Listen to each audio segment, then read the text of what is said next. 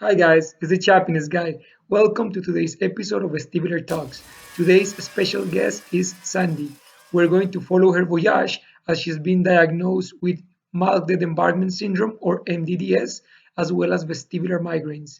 She perceives the world as a boat, but that hasn't stopped her from being a successful woman. She's a business owner and she's also a Vita ambassador. So please welcome Sandy. Enjoy. Remember to like, share, and subscribe.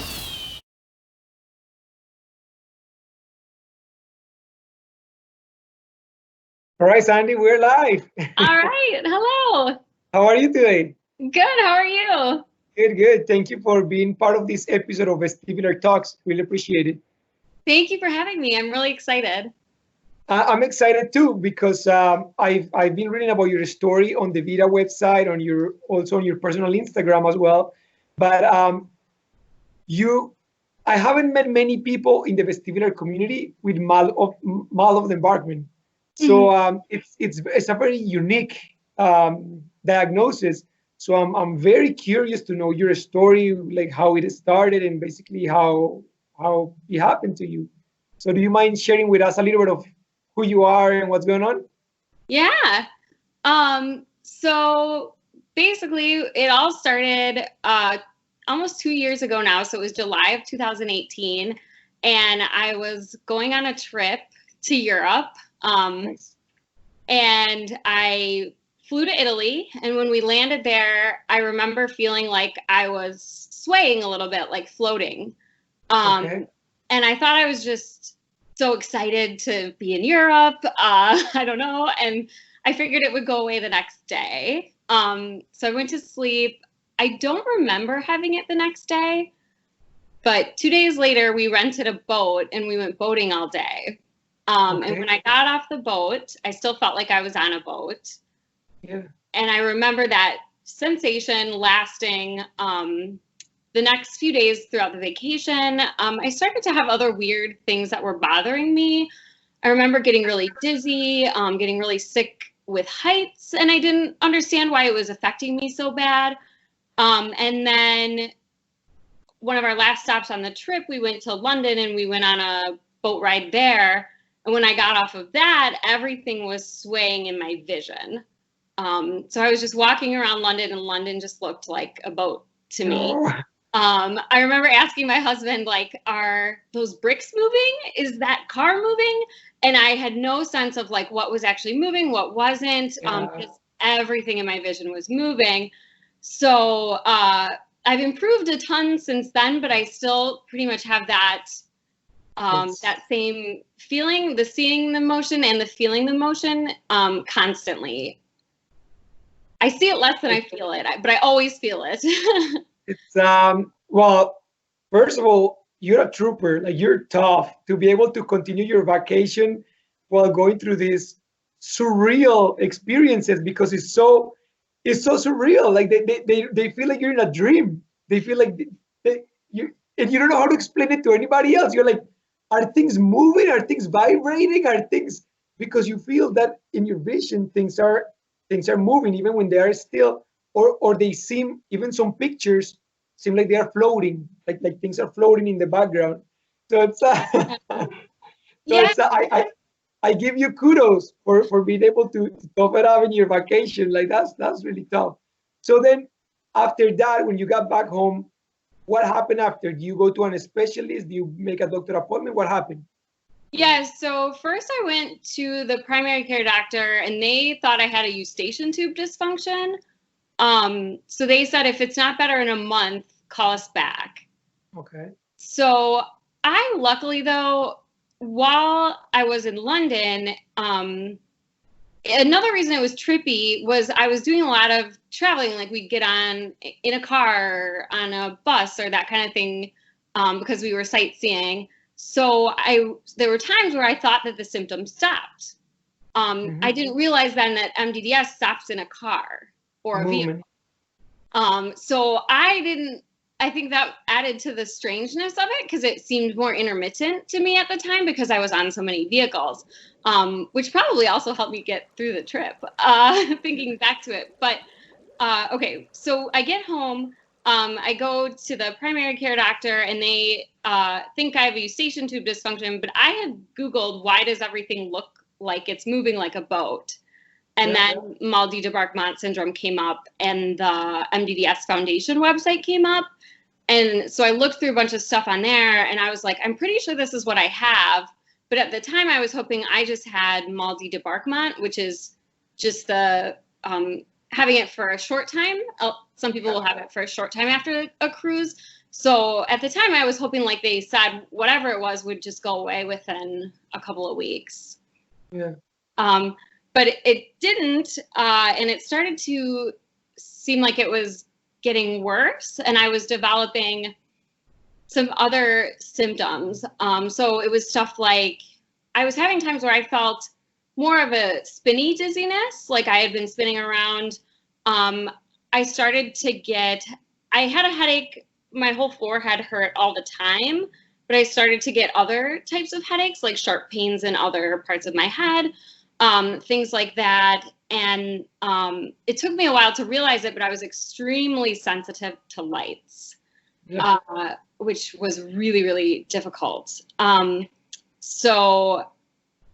it took me from there over about a year and a half before I was actually diagnosed. I also have vestibular migraine.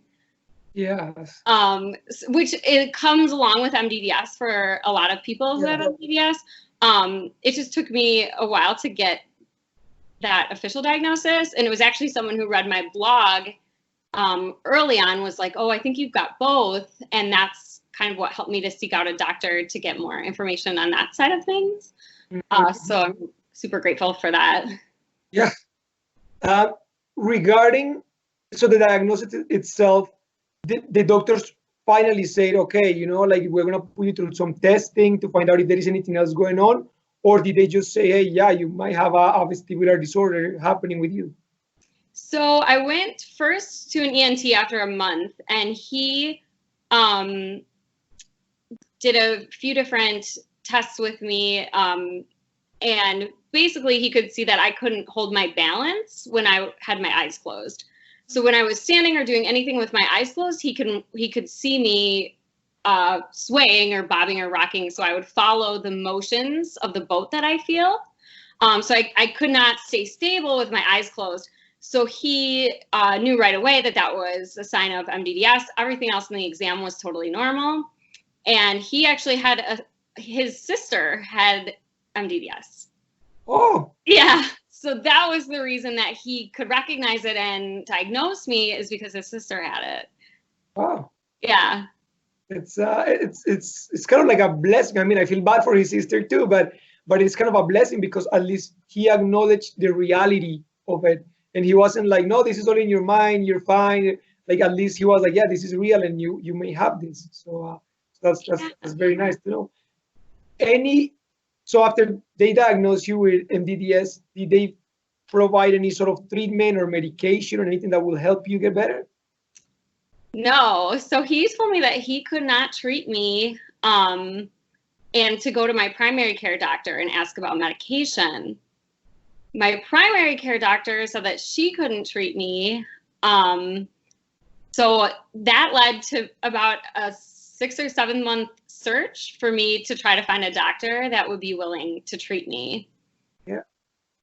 So I ended up first going to Mount Sinai Hospital in New York City to see a neuroscientist there who does a treatment called the optokinetic stripes treatment. Okay. So it's essentially you sit in a booth, they move your head, and you watch stripes going in certain direction, and it changes what sensation of motion that you feel. Okay. So for example, if I feel a sense that I'm rocking forward and back, I'll watch stripes moving left to right while I go like this with my head. Okay. And the idea is that it will sync up your head movements and your eye movements, that it's kind of like things get discombobulated with your VOR, your vestibulo-ocular reflex. Yeah. and this will recalibrate it. So the treatment definitely worked. It made a huge, huge difference. I still do the exercises when I need them, because they bring the intensity of the motion that I feel down. And for some people, it's a cure. Some people go there and they come back and they wait a couple months and it completely goes away. Some people are cured while they're there doing the treatment. For me, so I did that in February 2019. So I haven't, it made a huge world of difference for me, but it hasn't cured me. Yeah. And so it may be an underlying condition of vestibular migraines, as you mentioned. Have you done anything to try and decrease the intensity of those migraines, whether it is supplements or medication or diets, anything like that? Yeah, so I take all the migraine supplements. I take right now, it's timolol malate. I don't know if I'm saying that right. It's eye drops. Okay. So I put one in the morning, one at night, and then anytime I'm feeling a flare come on, like extra dizziness or head pain, I'll do a drop in each eye, which sometimes really helps. I'm just started them, and I had a couple of breakthrough. This is the last couple days where I was seeing a lot of motion, put them in, and it calmed it. So that's been really good. I take clonazepam as needed. Yeah. So I take it anytime I travel to prevent things getting worse. And then I also take it when I'm having a flare-up of symptoms. It kind of just calms everything down, makes the migraine stop most of the time. And then I'm also doing a migraine diet and an anti-inflammatory diet right now. Nice. Yeah. I'm doing the migraine diet and a version of keto and paleo, and they are very restrictive. Like you really limit what you can eat, but they do work. Like you do feel better. They do make a difference. Yeah. So, Sandy, what about before we get to food triggers and migraine triggers? I wanted to ask you. Many people try medication like amitriptyline or triptyline and those triptan antidepressants, and they seem to get good results. Have you ever thought of maybe going that route or not really? So not right now. I tried some other medications and struggled with side effects. Yeah. I'm really, really sensitive to everything. And I think part of it, so when you get Maladie-Debarkman syndrome, your brain knows that something's wrong. This is a theory, but that all your sensory receptors in your brain go on super high alert. So you become twice as sensitive to anything. So any substance, any medication. Any smells? What? Any smells? Like my sense of smell is like 100 times stronger now. Yeah, that's so interesting. Yeah, and for me, it's lights. Like lights are my thing. Lights are just crazy to me. They're so bright, so hard to handle. I have my whole screen is orange. I use a program to be able to video chat and that kind of thing. And then these glasses. Your glasses. I noticed the glasses. Yes. Yeah. Yeah. Okay, I lost my train of thought. What was I saying? We were talking about the now I lost my train of thought too. We were talking about the medication and that you try some medication. Yeah. So my brain is super, super sensitive to any medications. So I have a lot of fear of side effects. I'm also at the age where I want to have children. So I've just eliminated any drugs that aren't safe for that situation. That was a beautiful moment of brain fog for both of us. We were so into the conversation and they were like, yes. They were like, what we're talking about? Yep. Okay, Sandy. So something that you mentioned that you like to have children. Some people, and I believe this too, that the vestibular migraines might be also connected to hormonal changes. Many people experience it during puberty. I think I had an episode of this when I was younger, switching from childhood to puberty, but it lasted only a couple months. Now I'm 34 years old, and I got it last year when I turned 33, and I believe it might have been related to diet, to hormones. How do you feel about, because many women do get it after pregnancy and stuff like that. do you feel that you're strong and confident enough now that you can manage it in case that if ever flare up, if you do have children, like are you confident that you'll be okay, or what do you think? Yeah, I think so. That definitely took a while to get there mentally. I think at one point I realized that hormones or not, kids or not, my symptoms can get crazy at any time. I think that's definitely, but I think that's definitely something to be prepared for. The new doctor I just started seeing, he kind of sees patients through that if they have a flare after pregnancy.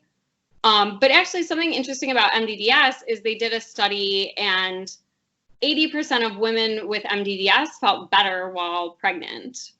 Oh. And that's similar with migraines. So a lot of people with migraines, women with migraines, feel better while pregnant as well, but then they might have a flare up after they have the baby.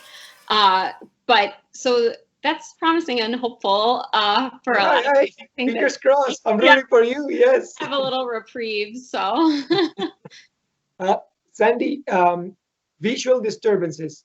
So that's one of my trippiest symptoms because I can be looking at things, like I said, and they seem like they are floating or vibrating or moving, or if something moves, you know when you're driving and you park your car and the car next to you moves a little bit and you feel like you're still moving and you're like, whoa, like that gets me a lot. What about you? Like any visual disturbances that are more enhanced than others, or basically the same all the time?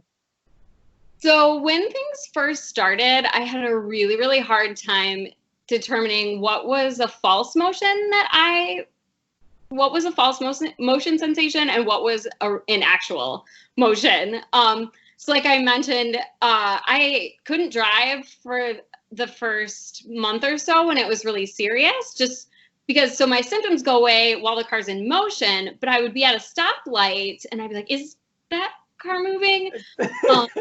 And that was really scary. So yeah. And I remember too, like one time parking my car once I felt a little better enough to drive, but I parked my car and I was like, oh my God, my car's still moving. And then I was like, oh no, that's just me. But I think after a while, I just kept pushing myself to do things. And eventually I got used to it.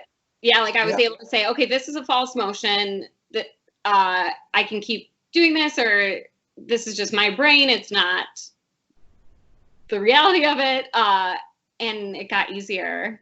Yeah, you adapt. Yeah, that's true. It's challenging, but you adapt. Yeah.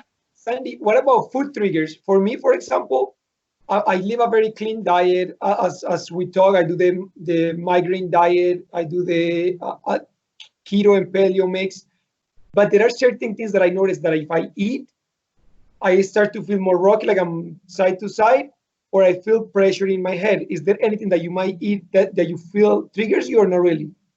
Yeah, so one of the main things is caffeine. Yeah. So my when I went to Mount Sinai, what they were thinking is when my brain tried to figure out how to explain the rocking, it connected it with my heart rate, with my heartbeat. So the motions I feel go with my heart rate. So if I have caffeine, my heart rate goes up and then my symptoms increase. So that's a huge one. I do think chocolate for me, sadly, is a trigger. And then for sure, like if I eat a lot of sugar, especially on an empty stomach, like I remember having Christmas cookies on an empty stomach and that wasn't a good idea. I think that there is something to like tomatoes and citrus that bothers me, but I haven't tried to reintroduce it yet. But I just know that when I had to cut those out, I started feeling a lot better. So I do think there's food triggers. They're not always consistent for me though. It's hard to figure out. Yeah. Something that you just mentioned that I think you're 100% spot on, and you're the first person that I've heard like ever say it, is the heartbeat connected to the motion. Because because a couple of weeks ago, I was laying down and I could feel like I was swaying, but I could almost hear my heart in my ear. And I was like, tuk, tuk, like a clock, tuk, tuk, tuk, tuk. And Yeah. the motion was like that too. And I was telling my wife, I'm like, I feel like it moves with my heart. Tuck, tuck, tick, tock, tick, tock. So now that you mention it, I'm like, yes, yes. I feel too like it's somehow connected to whether the blood pumping or the rhythm of the heart, but they definitely have a connection with emotion. Like I feel like it's a clock, tick tock, tick tock. So yeah, like thank you for saying that. I haven't heard anybody else say before, and you brought it up. I'm like, yes, that's it. Yeah, and that's so interesting for me too, because I have a hard time figuring out, okay, what's MDDS symptoms and what's vestibular migraine symptoms. And watching some of your other talks with people, it just seems like there's so many similarities to both conditions. So it's interesting to know too that you've experienced that that without having the MDDS portion of things. Yeah, they kind of like overlap a little bit. Yeah. Yeah, a lot. Yeah. So you're a very attractive woman. You're young. You seem to be confident and successful. So you have awesome hair. I love your hair. Go on. Go on, go on. No, I'm just kidding. So in somebody else's eyes, they might look at you and be like, you look like you're perfectly healthy. Like you look like nothing is going on with you. You look like a successful, happy woman. So how has this affected your personal and your social and professional life when people don't really realize that you're living with something that is going on in your mind all the time? Yeah, I think at first it was affecting me the most. So at the onset, because I felt like I had trouble walking and I felt like I was unbalanced, I felt like I was unsteady, and to the outside world, I walked normally. I looked fine.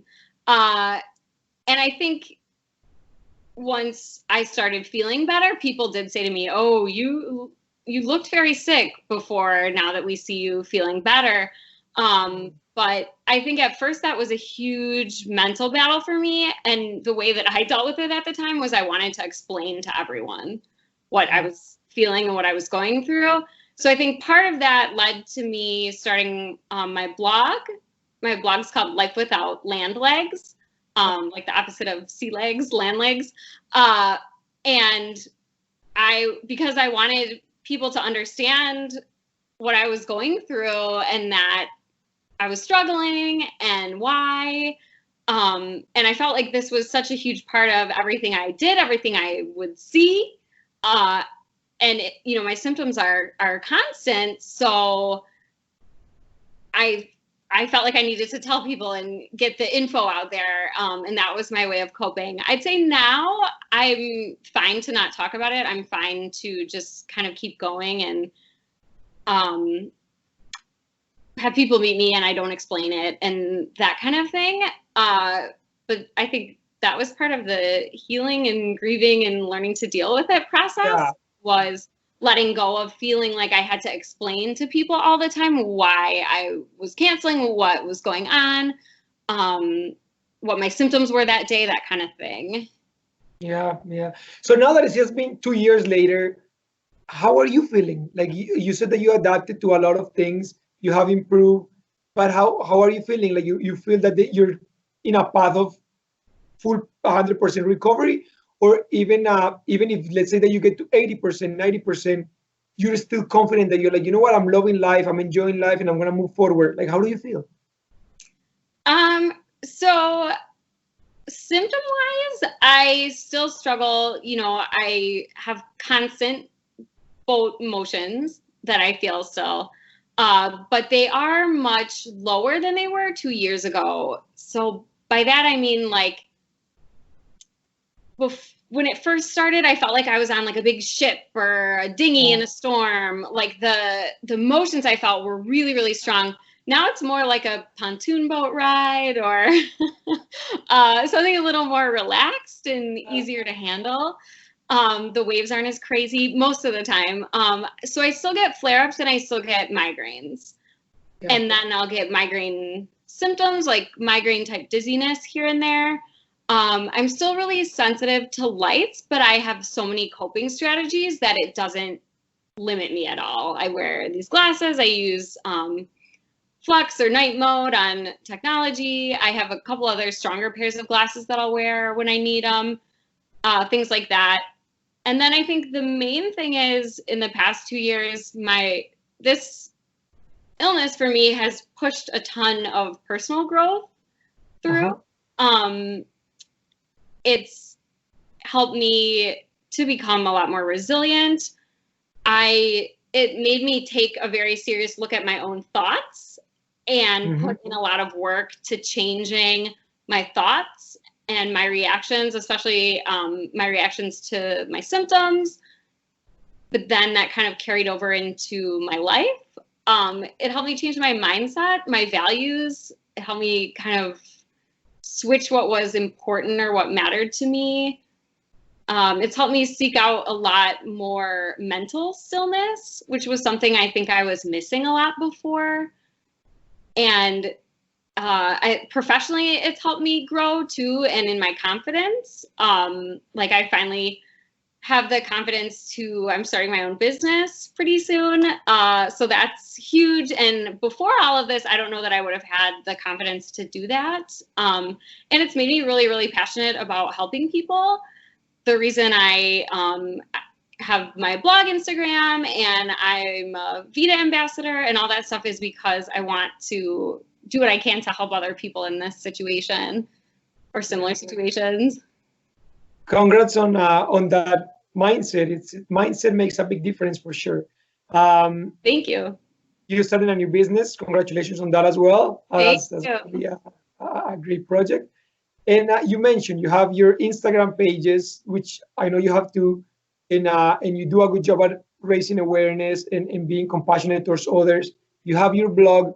How can people find you? How can they get in touch with you? Yeah, so my blog is Life Without Land Legs, and it's lifewithoutlandlegs.com, and that's basically where I've chronicled my journey of having MDDS and now some of the vestibular migraine stuff too. And then I have an Instagram where I'll post sort of shorter versions of things from the blog in captions, and I'll make little graphics or things that inspire me, and that's at Life Without Land Legs.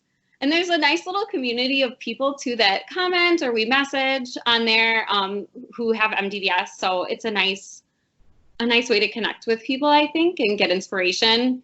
And then my business is called Solutions for a Better Day. And we're hoping at some point to take people who have vestibular issues as well, because that's my passion. That's, my struggle. So I want to help other people struggling with that to make changes. So our business is called Solutions for a Better Day, and our Instagram is at Solutions for a Better Day. Awesome. Thank you, Sandy. Before we close, I know many people when they first, and myself included, when we start experiencing these surreal symptoms, we often get into a really dark mind space where we feel this is going to be the rest of our lives. Nothing's going to get better again. We won't be able to work, to enjoy life, to have relationships, to do things like that. But in my personal experience, and obviously in your story, things do get better. What would you like to say to those people that are right now in that headspace that everything is dark right now? What would you like to say to encourage them to come out and be like, there is a light at the end of that tunnel? Yeah. I think the first thing would be to think about yourself as if you're a little kid with the same exact symptoms you have now, but you're a little kid, and think about all the things that you would do for that little kid. You'd probably feed them really healthy food. You'd let them stay home from school that day. You'd try to keep them busy with something calming, and you'd distract them, play with them. You'd make sure they had enough water. All those things that we as adults tend to push off. We're like, oh, nope, I got to finish this project and then I can go home and rest. I'm not going to get water yet. So I've got to go talk to this person in their office. Those kinds of things that we do as adults that we would never put a child through. I think about taking care of yourself like you're a little child and do all of those things. And I think for me, it was much slower than I thought to get better. It took a lot more time than I thought, but it does happen. And I think what kind of got me through the tougher months was searching for meaning. Telling myself, like, I'm going to make something out of this for my life. I'm going to turn this around and figure out, okay, even if I'm sick, I lived better, got more out of my life, and became a better person because of this illness. And I have tried my best when I'm feeling well enough to take actions to get myself to that meaning and that purpose. And I feel like that those thoughts were kind of what pulled me through on those darkest days. Awesome. Thank you. And yeah, you're right. Patience. It does take patience to, it's not from one day to the next that, I mean, some people do get better like that, but for most of us, it does take patience in accepting ourselves for who we are at the moment. Yeah.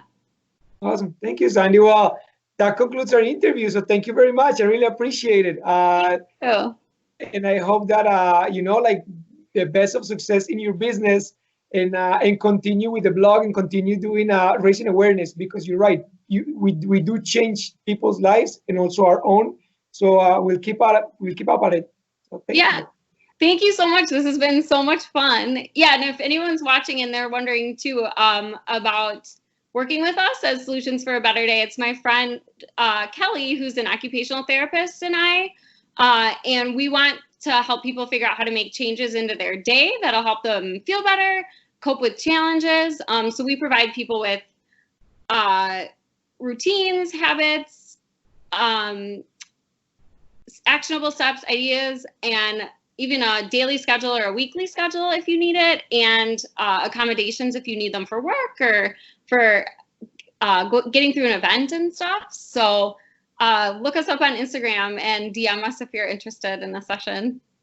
Awesome. And you know what, Sandy? But and I want to clarify, right? That applies for everybody and anybody that wants to contact you, not just vestibular patients. Like if anybody has like fibromyalgia or anybody that just wants to make a positive change in their life, they can reach out to you, right? Exactly, yes. And we'll try our best. We combine our knowledge. I'm a speech language pathologist and she's an occupational therapist. So we combine our knowledge in those areas with our life coaching knowledge and kind of put them together to try to help people in a unique way. So definitely we want to help whoever we can in whatever way we can. Awesome. All right. Thank you, Sandy. Appreciate it. Thank you. Have a great day. You too. Thanks. Bye-bye.